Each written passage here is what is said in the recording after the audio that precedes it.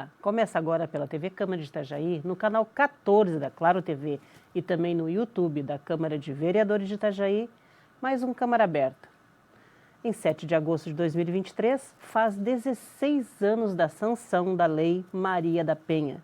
E desde o ano passado, o mês é reconhecido como o Agosto Lilás, mês dedicado à conscientização e ao combate à violência contra a mulher.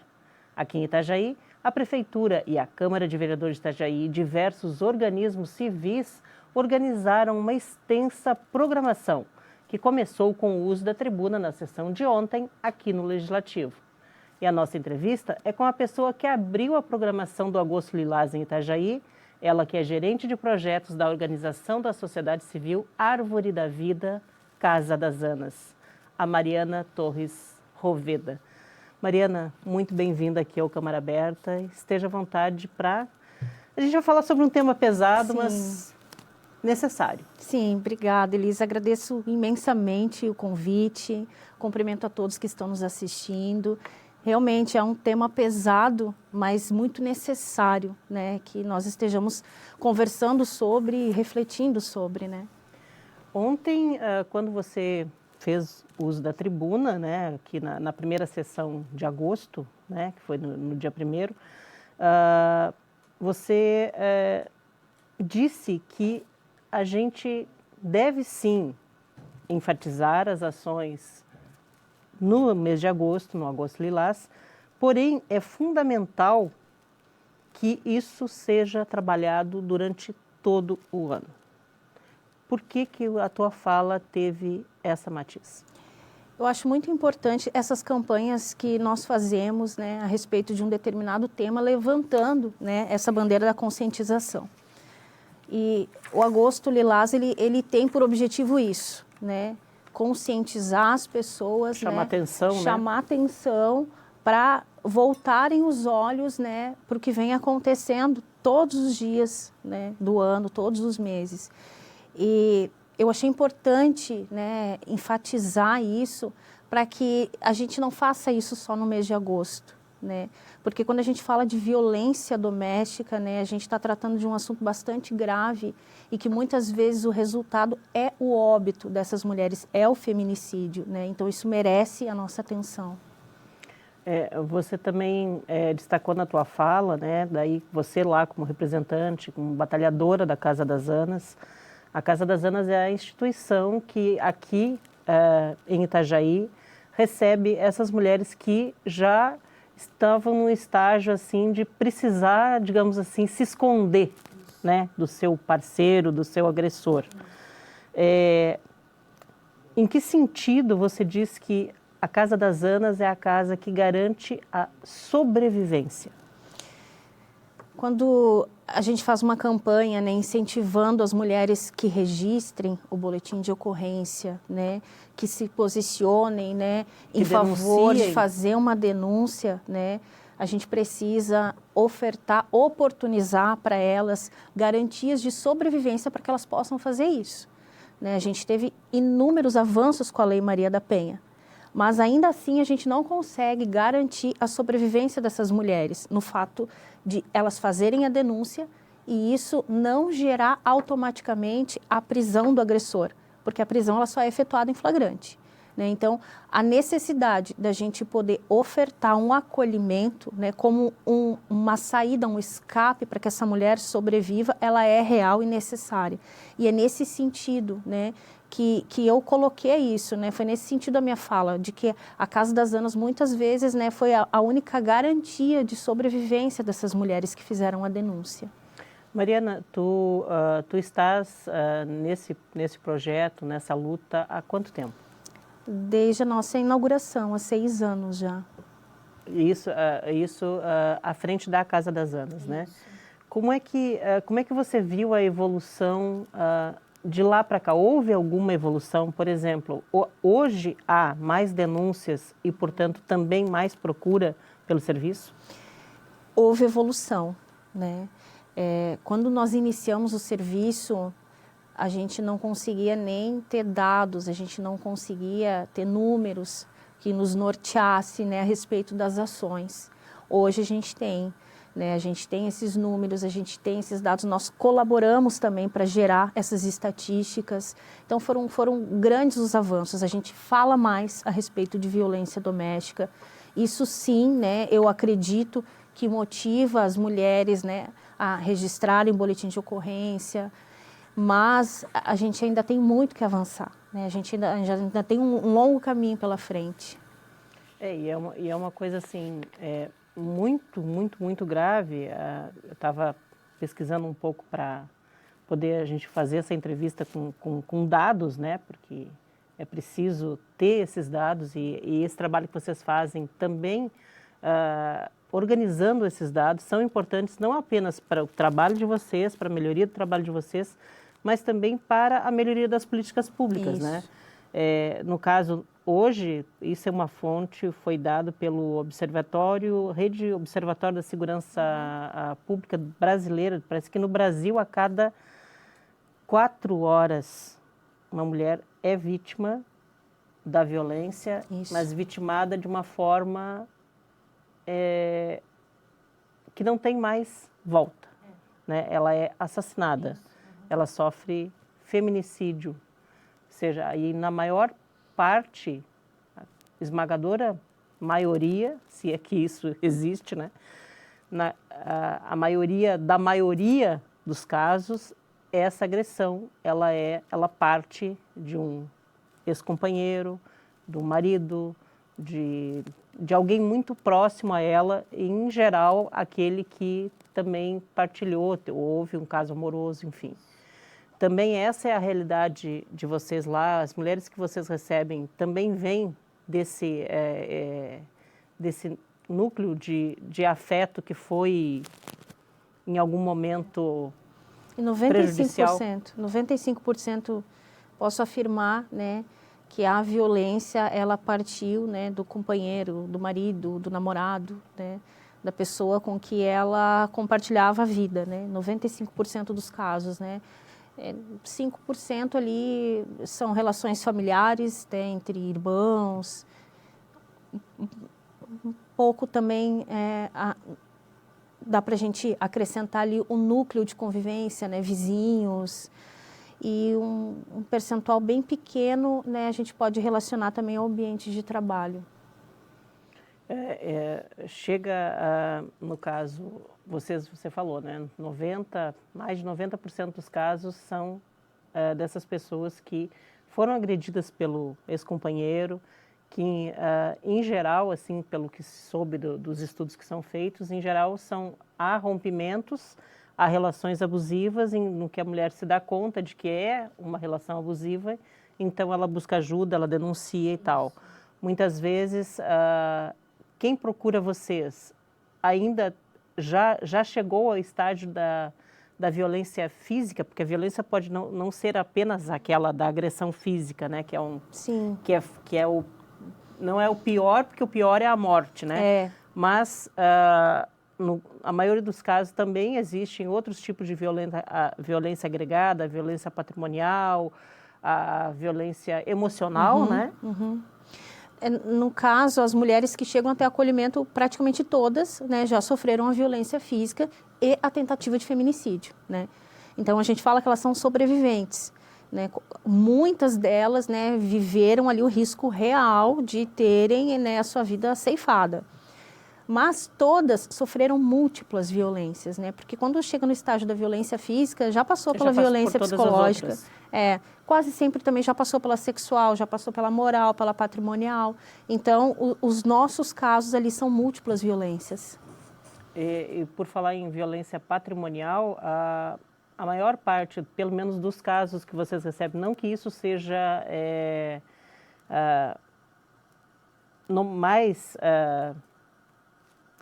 só exista nas classes menos favorecidas financeiramente. Porque às vezes assim, a pessoa pode ter dinheiro e mesmo assim ela sofrer com a violência patrimonial, né, o parceiro não querendo liberar, né, não querendo liberar o acesso ao próprio dinheiro que aquela mulher ganha, né? Mas em muitos casos, principalmente na baixa renda, né, em quem tem baixa renda, isso é mais visível ainda. vocês também têm, pode-se dizer que o grosso de mulheres que chegam nessas condições, elas também passaram muito pela violência patrimonial no sentido de não terem condições de trabalhar ou de serem impedidas de trabalhar ou de não terem uma profissão? Exatamente. Todas, em algum momento sofreram a violência patrimonial, né? Um exemplo, assim, bem impactante para nós a gente acolheu uma mulher com necessidades especiais que recebeu o benefício, o BPC, e ela nunca teve acesso a esse benefício, né? O agressor ficava, né, com o cartão ali que dava acesso a receber esse recurso e ela nunca teve acesso, né? Então, ela foi ter acesso a primeira vez ao benefício durante o acolhimento, né? Mulheres que não tinham acesso ao mercado de trabalho, mulheres que foram impedidas de se profissionalizar, todas elas, em algum momento, também foram vítimas de violência patrimonial. E vocês recebem lá por quais meios? Como é que chega essa mulher até a Casa Zanas? Ela necessariamente ela é trazida, digamos assim, pela justiça? Como é que é? Na verdade, não envolve diretamente o judiciário, né? Porque o nosso acolhimento, ele não é um acolhimento compulsório, né? Essa mulher, ela precisa sim ter registrado o boletim de ocorrência, precisa pelo menos ter feito a solicitação da medida protetiva e elas são encaminhadas pelo CREAS, né? Mas muitas mulheres não têm esse conhecimento.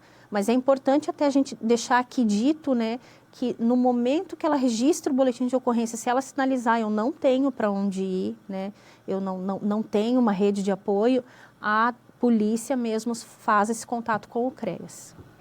Isso é muito bom destacar, porque a maior parte das pessoas realmente desconhece, né? Acha que tem que abrir um processo no judiciário para daí conseguir um local, né? Não é burocrático, né? É um acolhimento bastante humanizado, a gente procura, né, em parceria com o município, favorecer isso de uma forma menos complicada possível, justamente para que ela se sinta à vontade, né, e segura. E porque também, na maioria das vezes, são situações emergenciais, né? Ela está ali sofrendo aquela agressão e aquela agressão tem que cessar. Isso, né? Exatamente.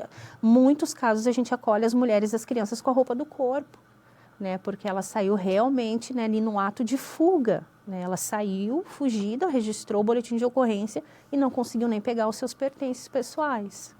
Você falou em filhos, vocês também vocês acolhem a mulher e também se ela não tiver com quem deixar o seu filho também seja vítima dessa mesma agressão, também é acolhido junto. A gente sempre acolhe. Se a mulher tem filhos ou dependentes, né, pessoas que dependem dela diretamente, que forem menores de 18 anos, nós também acolhemos junto, né, para que ela não passe por uma segunda violência, né, que é a separação dos filhos. Sim. E hoje vocês têm, em média, quantas pessoas sendo atendidas? Em Itajaí, o nosso limite, né, no abrigo de Itajaí são de 20 vagas e nós praticamente sempre estamos com as 20 vagas preenchidas. Nesse momento, nós estamos com as 20 vagas preenchidas. Então, pelo que tu tá me dizendo, talvez houvesse necessidade de ampliar esse serviço, porque está sempre gente na fila esperando. Na verdade, no nosso serviço não tem como ter fila de espera justamente pelo risco, né? Aí a gente encaminha para os nossos outros abrigos. A gente tem em Balneário Camboriú, né? Se existe a necessidade, a gente também pode fazer acolhimento lá. No município de São José também, a gente consegue. Hoje são quantas casas das Zanas aqui no estado? 3. 3. E dá conta, assim, você sabe, vocês têm relacionamento com outras casas, por exemplo, de outras partes do estado? Existem poucos serviços dessa modalidade. A necessidade, com certeza, é que cada município tivesse um, ou pelo menos, né, que se fosse, se regionalizasse, né, esses abrigos para que a gente pudesse, né, ofertar uma quantidade maior de vagas. Mas aqui em Itajaí, a gente consegue atender bem a demanda. Sempre existiria a necessidade de ampliar, né? Porque, infelizmente, a violência, a gente não vê esses números, né, diminuírem, bem pelo contrário, né? A gente vê esses números cada vez aumentarem mais. Infelizmente, Mariana. A gente tem que fazer um breve intervalo. Na volta, a gente segue falando desse importante tema que é no caso, debater a violência contra a mulher e pedir que ela cesse. É só um minuto, a gente já volta.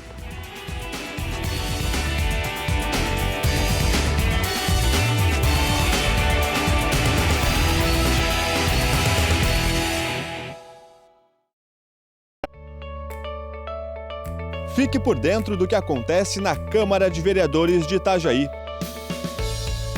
Inscreva-se no canal do YouTube.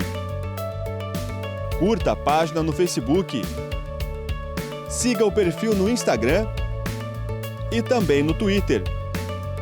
Acompanhe todo o conteúdo do Poder Legislativo nas redes sociais. @Câmara Itajaí.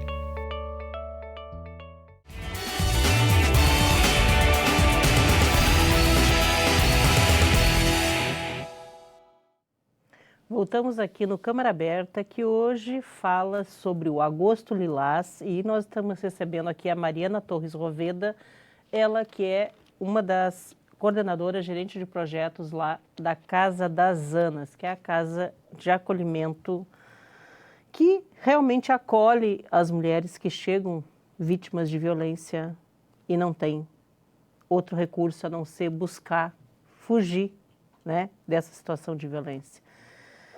Mariana, a gente falava ainda no primeiro bloco que existe um determinado perfil de mulheres que procuram vocês, né? Geralmente ela já passou, ela já teve todos, já sofreu todos os estágios da violência, né? Passou pela violência patrimonial, pela violência física, inclusive, né? E está na iminência, às vezes, infelizmente, de ser morta, né? Dentro desse perfil existem, né, as mulheres de mais baixa renda que têm mais ainda, são mais fragilizadas. No caso, por exemplo, quanto tempo mais ou menos é dado esse acolhimento? Por caso a caso, como é que é? A gente tem estipulado, né, dentro do nosso plano de trabalho, um tempo de permanência de até 1 ano. Claro, todos os casos, né, eles são estudados, né? Um exemplo, a gente fez um desacolhimento ontem, né?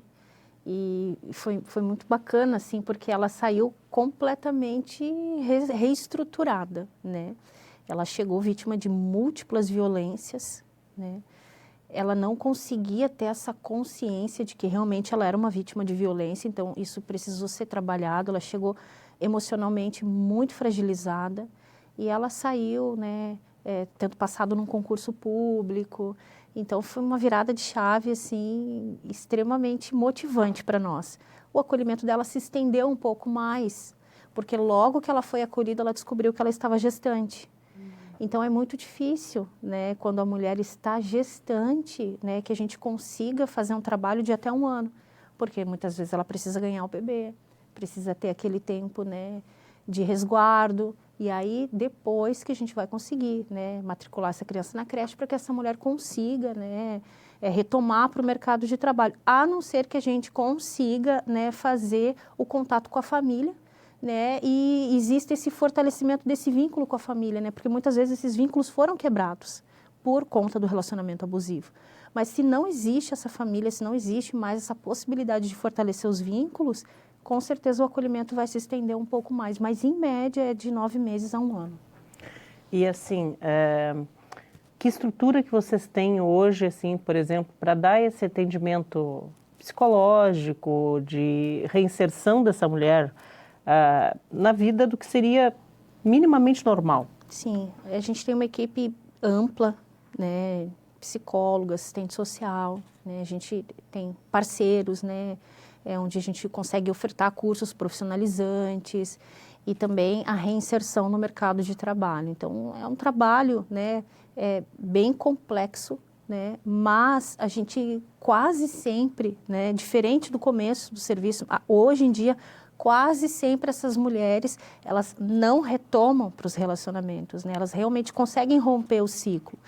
Por isso, muitas vezes que a gente precisa, né, aproveitar todo o tempo de estadia. E dentro dessa rotina, digamos assim, né, a pessoa chegou, está fragilizada, a primeira coisa que será tratado será o psicológico dessa mulher? Isso, exatamente. A gente faz a escuta inicial. Muitas vezes essa mulher só vai conseguir contar a história dela depois de 30 dias de acolhimento. Quando ela está se sentindo segura, quando ela fez vínculo com a equipe, né? Tem coisas que a gente vai descobrir depois de 13 meses de acolhimento, né? Então, aí que ela vai se sentindo à vontade, né, para ir expondo, porque é muito difícil.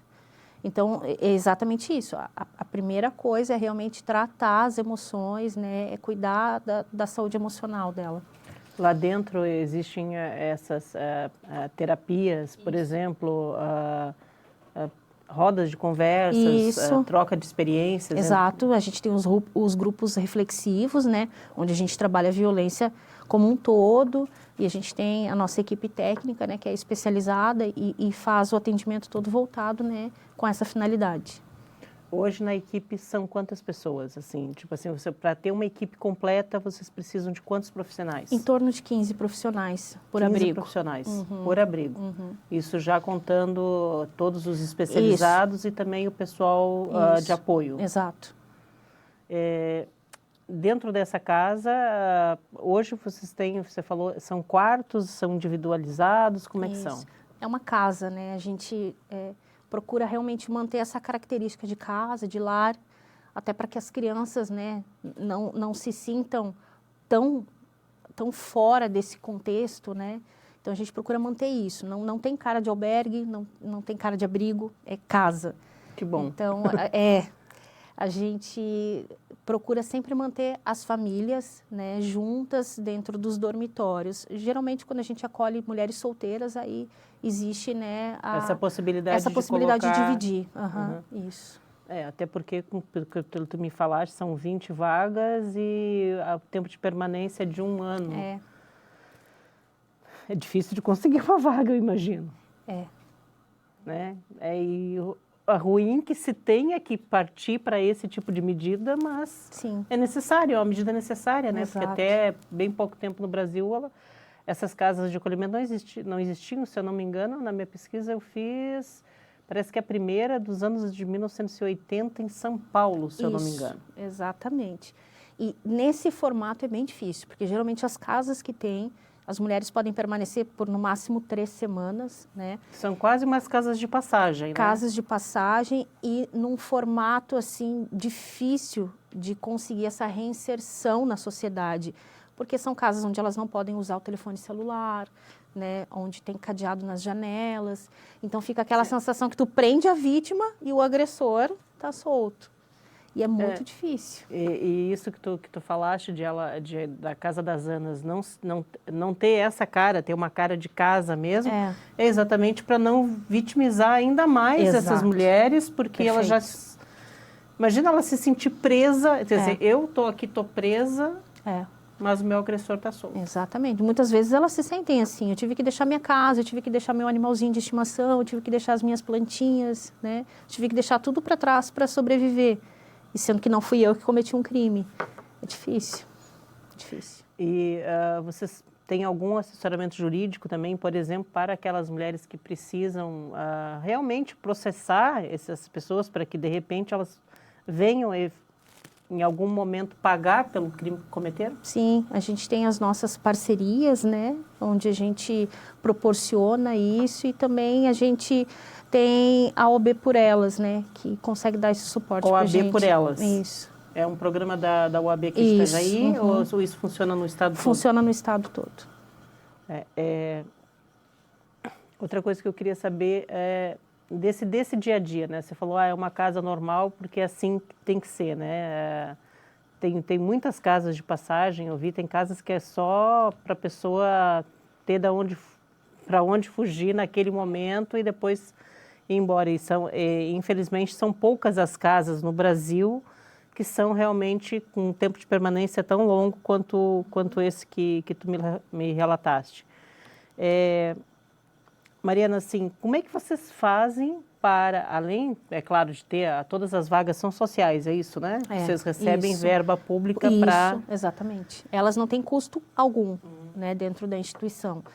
Então, elas trabalham, a gente sempre direciona, né? A gente tem algumas oficinas que auxilia elas, né, nessa questão da educação financeira, porque a gente fala para elas assim, aqui vocês têm a oportunidade de fazer uma poupança, para que você saia daqui com algumas garantias, né? Com pelo menos, né, um pouco de segurança financeira. Então, a gente estimula elas nesse sentido, porque dentro da instituição, né, a gente fornece desde o absorvente, né, até as roupas. Então, tem muitas mulheres que no começo elas têm dificuldade, porque elas nunca tiveram acesso, né, a isso, a ter o seu próprio recurso, a poder sair com os filhos, fazer um lanche, comprar algo, né? Então, às vezes, no começo ali a gente tem dificuldade, né, nesse sentido, porque elas querem aproveitar, né? Mas aí aos poucos a gente vai auxiliando. A gente tem um projeto que é o Bazar. Então, as peças de roupa em melhor estado que a gente recebe de doação, as novas, a gente montou uma loja. E aí dentro da casa a gente tem algumas rotinas, né? Arrumar o quarto, lavar a louça, porque é uma casa, necessário, né? É uma vida real. Só que isso, conforme elas vão fazendo, isso vai gerando uma pontuação que depois elas podem ir no bazar, né? E escolher, né? Algumas coisas que estão lá. Isso é muito bacana, porque dessa forma elas começam a aprender a economizar, a guardar, a se planejar. Parece uma coisa muito simples para nós. Mas para elas, né, é totalmente diferente. E quando a gente está lá dentro, a gente se depara com uma realidade que é muito distante daquilo que a gente vivenciou até aqui.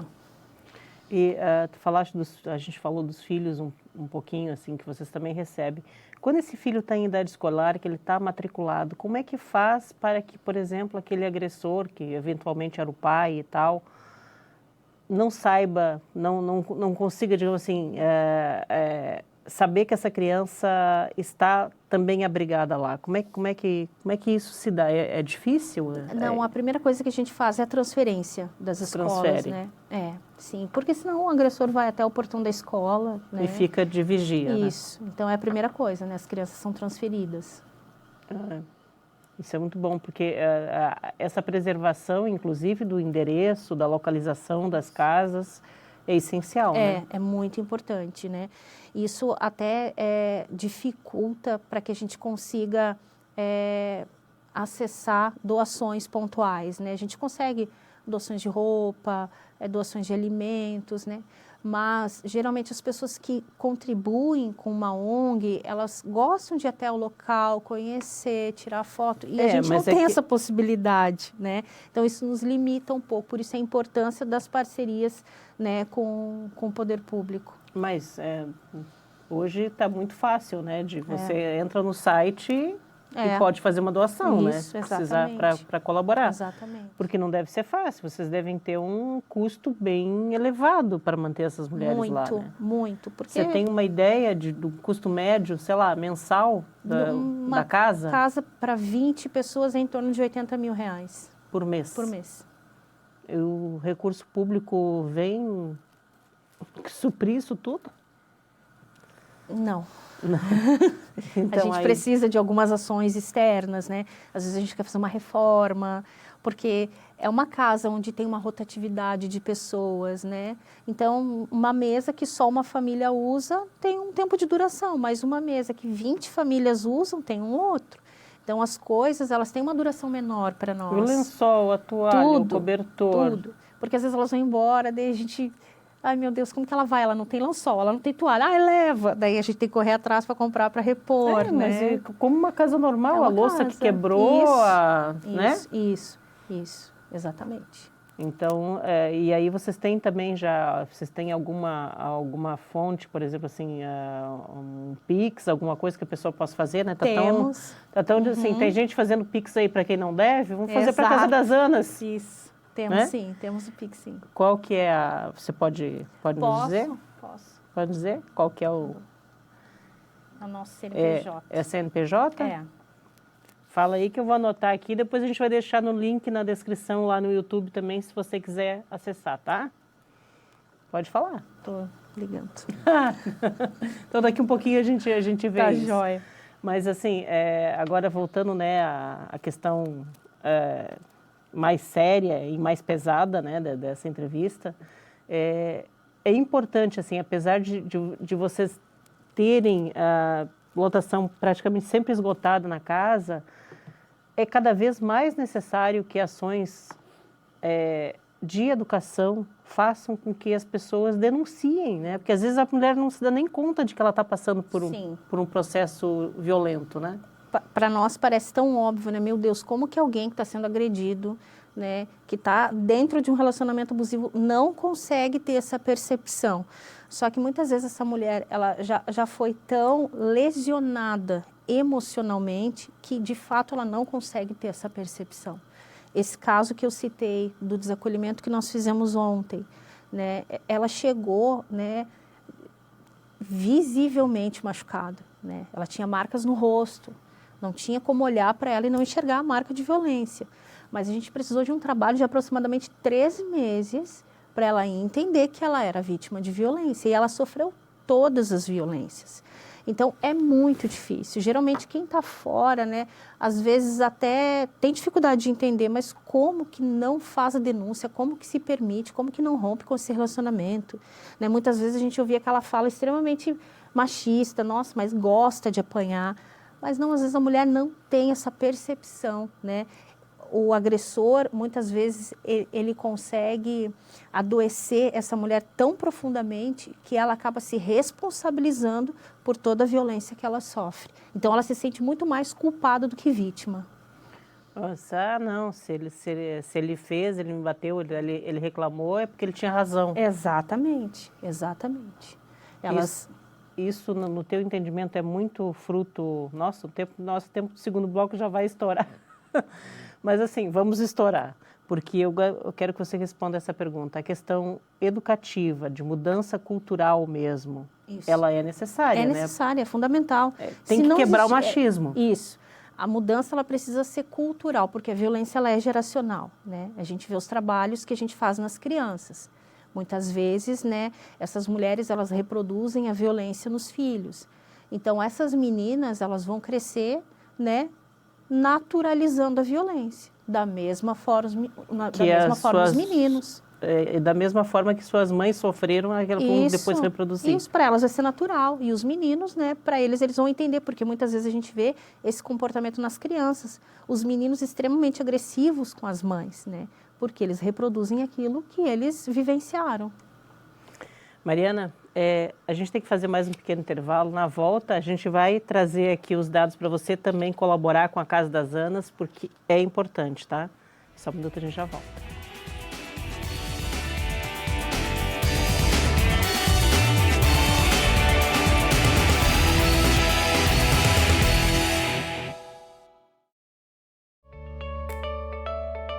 Fique por dentro do que acontece na Câmara de Vereadores de Itajaí.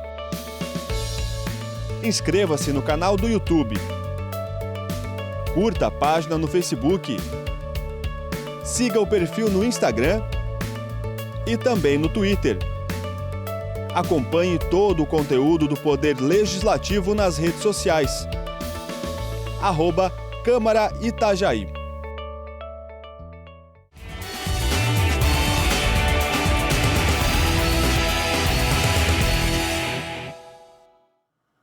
Voltamos aqui no Câmara Aberta, que hoje entrevista a Mariana Torres Roveda, ela que é gerente de projeto lá da Casa das Anas. E conforme eu prometi ainda no segundo bloco, faça um Pix, ajude a Casa das Anas, você vai estar contribuindo muito, mas muito mesmo, para que essa ação ela possa continuar e se estender e melhorar cada dia mais, tá? O Pix é pelo CNPJ da instituição, que é o 081 99466 / 3000 ao contrário, -31. Vai estar aparecendo aí, a gente vai deixar também na descrição lá no YouTube, tá? Mas não esqueça, tá? Faça um Pix sim, porque é importante. Hoje está todo mundo pedindo Pix, vamos pedir aqui também. Faça um Pix para a Casa das Anas, qualquer valor, toda contribuição ajuda. Não é isso? É isso. Façam um Pix. Façam um Pix e ajude também, porque são ações assim necessárias, como é necessário também essa questão que a gente conversava um pouquinho no final do segundo bloco, de mudança na cultura do machismo, para quebrar essa questão da violência, de achar que tudo se resolve pela violência, de naturalizar a violência, né? E isso se dá muito pela educação, né? Exatamente. E eu acredito que é responsabilidade de todos nós. As mulheres educam meninos e meninas da mesma forma, os homens educam meninos e meninas, né? Eu tenho um filho de 4 anos e quando eu tive ele, eu já estava dentro da instituição. Então, o cuidado que eu tenho na criação dele é totalmente diferente, né, da visão que eu tinha quando eu criei o meu filho de 20. Né? Então, hoje, eu não brinco de luta com ele, são ações pequenas, né? Eu não brinco de lutinha com ele, aquelas coisas simples, não. Isso você brinca com o seu pai, que é homem. Eu sou mulher. Então, em mulheres, você não brinca dessa forma. Então, para já ir criando nele, né, essa cultura de que em mulher a gente não bate nem de brincadeira, sabe? Então, eu acredito que essas ações, elas são importantes dentro da nossa casa e sempre vão começar dentro da nossa casa. E dentro da instituição a gente tem um trabalho de conscientização com as crianças. E as crianças têm uma resposta muito rápida, né? Elas entram de uma forma e no momento do desacolhimento elas estão completamente diferentes. Por isso as ações nas escolas têm uma extrema importância, né? Porque se a gente consegue, né, trabalhar a cabeça de uma criança, a gente evita um problema lá na frente. Exatamente. E aqui na Câmara essa já é a 2ª edição. A gente está aí com um concurso de vídeos que é o Mulher Segura Tarefa de Todos, que é uma iniciativa aqui da Procuradoria da Mulher aqui da Casa, né, do Legislativo. E é muito interessante porque você vai nas escolas, quer dizer, turmas realmente pequenas e tal, de criança pequena mesmo, também tem uma premiação envolvida, mas o maior prêmio é você poder discutir e colocar da forma adequada para cada idade essas questões e ir mudando essa construção social de naturalização da violência, né? Exatamente, exatamente. E essa é uma ação que a gente tem que fazer durante todos os meses do ano. Eu volto a falar isso, né? Sim. Porque... Não apenas no agosto lilás, Não, a conscientização ela precisa ser diária, né? É um trabalho de construção, né? Para que a gente faça essa colheita lá na frente. E essa colheita tem que vir, não apenas, as pessoas falam assim, hoje se diz que hoje tem muito mais violência. Não, não é que hoje tenha muito mais violência. A violência sempre esteve aí, ela só está sendo denunciada. Isso. E que bom que está sendo denunciada. Exatamente. Agora nós descortinamos a violência, né? Então, por isso que dá essa sensação. Mas, na verdade, ela sempre existiu. Ela sempre existiu, o feminicídio sempre existiu. Isso. Inclusive, eu acho que foi, se eu não me engano, foi ontem, foi noticiado que só agora o STF, depois da Constituição já ter aí mais de 30 e tantos anos, da nossa Constituição, né? Onde coloca em pé de igualdade homens e mulheres, né?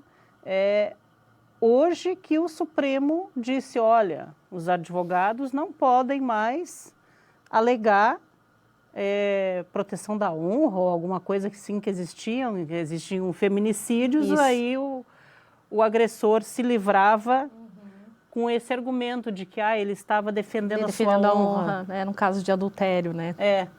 Mas que honra, não é? Exato.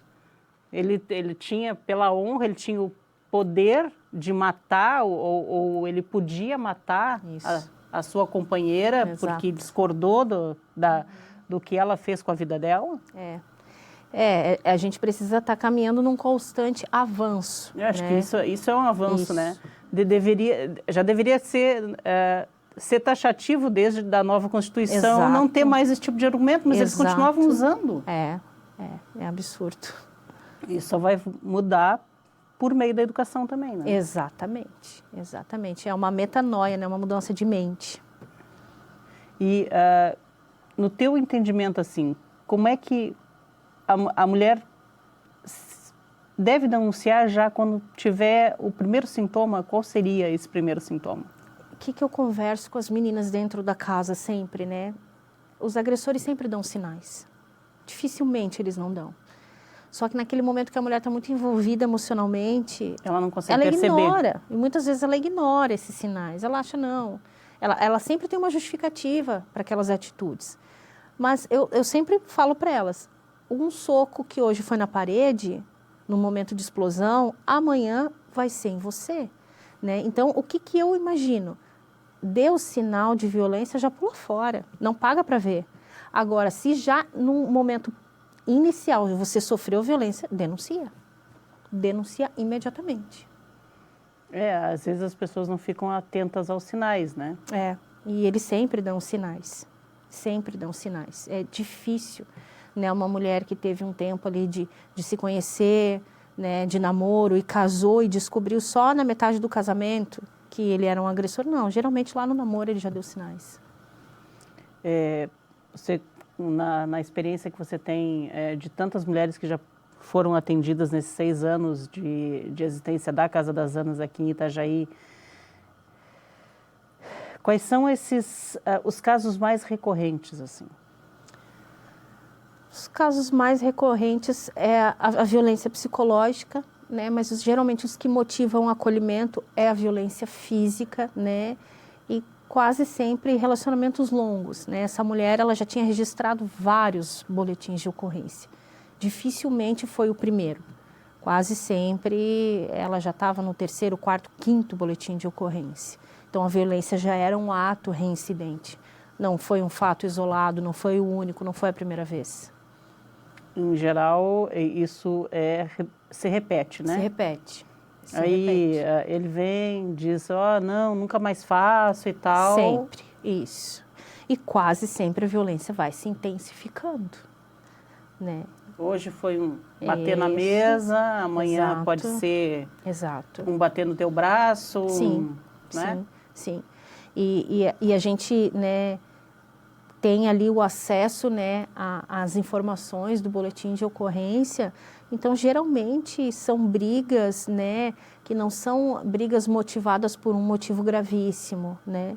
São coisas banais, né? Então, uma comida que a mulher fez e ele não gostou, sabe? São coisas assim, realmente... Uma pessoa com a qual ela estava conversando, que ele ficou enciumado. Exatamente. Uma roupa que ela decidiu vestir, que ele não achava adequado. Tem mulheres que a primeira vez que foram usar uma maquiagem foi dentro da instituição, né? Quando se viram no espelho, ficaram impactadas, se emocionaram, porque eram impedidas disso, impedidas de passar um batom, impedidas de pintar uma unha. E, assim, é preciso denunciar, sempre é preciso denunciar. Canais para isso a gente tem, nunca é demais a gente falar, né? O Disque Denúncia, o 180, que vai direto para esse tipo de denúncia. Você também pode denunciar pelo 181, e também pode fazer boletim